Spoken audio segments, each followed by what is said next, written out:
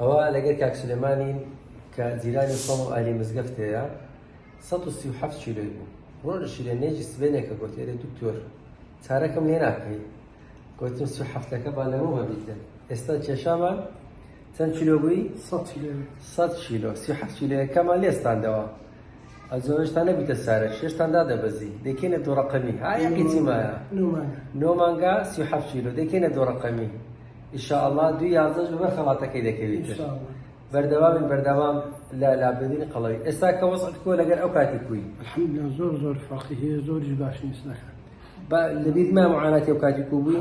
زۆر ناخۆش دکتۆر لەوەی ناخۆشتر نەدەتوانی هەستی نەدەتوانی بڕۆی ڕۆیشتنت هەبی حەرەکات ریاضات هیچ شتێک نەدەتوانی بکەی. نەخواردن بە ئیسراحات بوو. ئێستا ژیانت کووە؟ الحەمدولله زۆر باش شکری خوای دەوێت. چت دیت لە میهرەبانی؟ وەڵا بەس خۆشی و سار و سەلامەتی بوو. الحەمدولله زۆر باش بوون هەموویان زۆر ڕێک پێ بوون بەتایبەت شکاوی دکتۆر. میهرەبانی بەردەوامە لە لابردنی قەڵەوی و دڵخۆشکردنی خەڵکی. چەند دڵخۆشە بە میهرەبانی؟ زۆریش دکتۆر جان الحەمدولله زۆر خۆشە و زۆر ڕێک پێکن زۆر سوودمەندن ئینشاءالله لە بۆ. دەرێم خۆشبەختە ئەوەی بەشدارە لە میهرەبانی، چونکە میهرەبانی دڵی خەڵکی خۆش دەکات. بمێنن بە سەلامەت.